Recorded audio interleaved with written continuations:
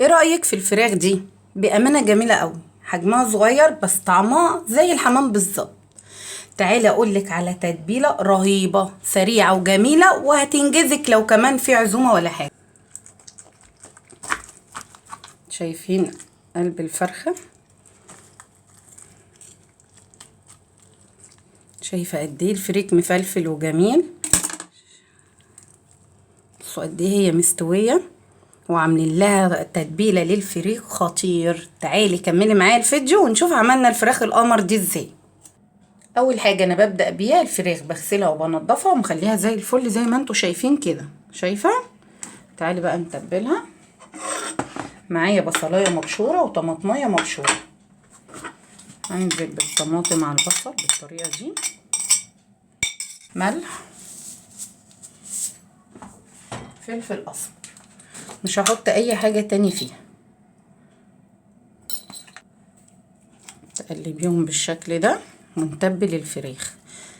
تعالى اقولك على الخطوه التانية ايه هي. تبلي بقى الفراخ من بره وجوه. شايفين انا رافعه الجلد عن اللحم ازاي؟ تبلي الفراخ كويس قوي بالتتبيله دي.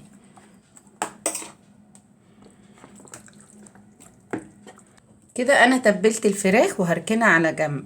تتبلي الفراخ بعد ما انت بتنقعيها بميه وملح وليمون وتخليها زي الفل كده مش اقل من ساعتين، وبعدين تعملي الخطوه دي. هنركنها على جنب وتعالي معايا على النار.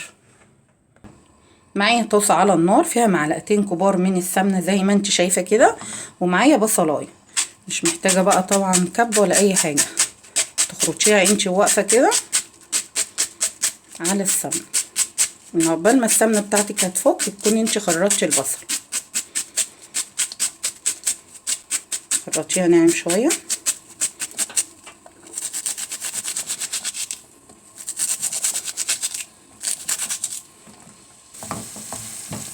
خرطنا البصل بالشكل ده، هنخليه بس يدبل معانا شويه وهقولك هعمل فيه ايه كمان. وبعد ما البصل خد معانا اللون اللي انتوا شايفينه ده، تنزلي بالكبده بتاعت الفراخ، وهنا هننزل بالقوانص.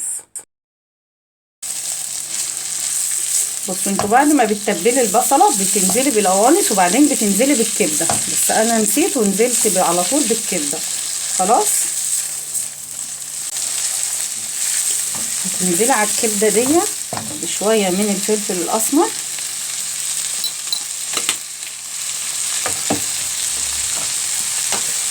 والسبع بهار، الملح بتاعك. وبعد ما لون الكبده والقوانص بيتغير معاكي بالشكل ده، خلاص هي الكبده والقوانص ما بتاخدش سوا خالص، تنزلي بالفريك بتاعك.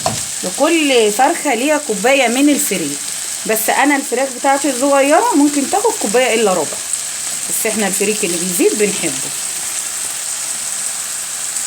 تقلبي البصله بقى بالفريك بالكبد والقوانص، هتعملي احلى فريك بالخلطه دي. ولو انت ما بتحبيش الفريك نفس الخطوات دي اعمليها بالرز. هتقلبيهم شويه بس عشان يبقى الرز بتاعك او الفريك مفلفل. الفريك بتاعي ما بسويهوش 100%، سويه من حوالي 60 ل50% عشان يبقى مفلفل، ما يبقاش معجن معاكي في قلب الفرخ. سمع صوت الطشطشه كده، انزلي على طول بالميه بتاعتك.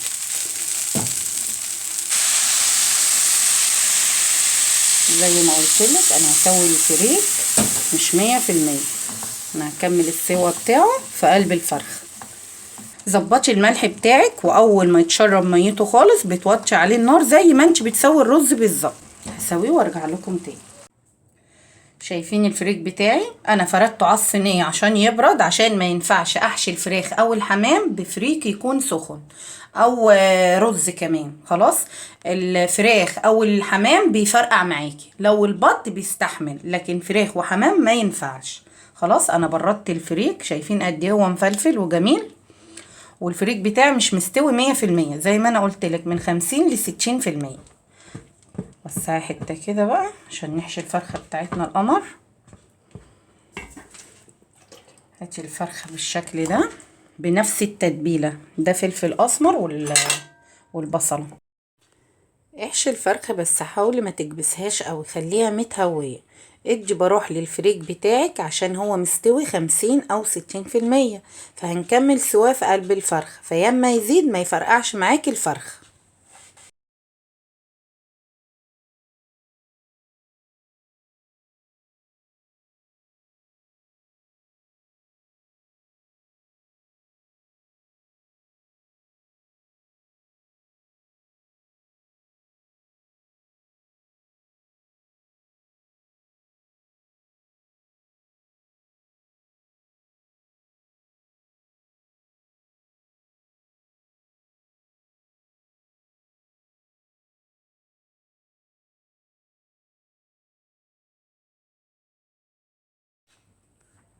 اتني الجناح بالشكل ده زيها زي الحمامة بالظبط، شايفة؟ وعلى الصينية على طول وحطيها. هكمل بقية الفراخ بتاعتي كلها بالطريقة دي وهرجع لكم تاني. وهي دي شكل الفراخ بتاعتنا بعد ما احنا كبسناها، شايفين حلاوتها وجمالها؟ شايفة الفرخة تضاعف حجمها ازاي؟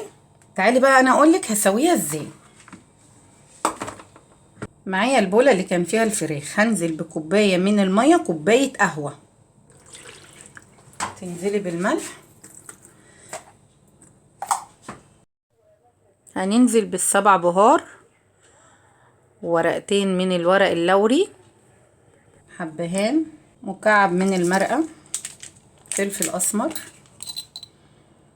مش هنزل بحاجة تاني، تقلبي الحاجات دي. نفس البهار اللي انت بتنزلي بيه في الشوربة انزلي بالمية دي على الفراخ على طول وضيفيهم. ما بضيفش اي حاجة تاني. بورق الفويل وبتلفيه، وعلى الفرن بتدخليها على درجة حرارة 200، تقعد معاكي ساعة الا ربع. ولو فراخك كبيرة هتقعد معاكي ساعة، لكن انا الفراخ بتاعتي صغيرة. بعد مرور ساعة الا ربع هوريها لك. يلا نسويها. ولو ما عندكيش تايمر تتحط على درجة حرارة عالية. وبعد مرور ساعة الا ربع بالظبط كنا طلعنا الفراخ بتاعتنا زي ما انا قلتلك، ما تقعدهاش اكتر من كده. انا الفراخ بتاعتي صغيرة، لو الفراخ كبيرة هتقعديها ساعة. شايفين شكلها وجمالها؟ يا دوبك هتولعي لها الشواية ونقدمها مع بعض. وبس كده، هي دي شكلها بعد ما طلعت من الشواية. شايفين شكلها وجمالها؟ بأمانة طريقة جميلة أوي وسهلة وبسيطة. ويا رب يكون الفيديو عجبك.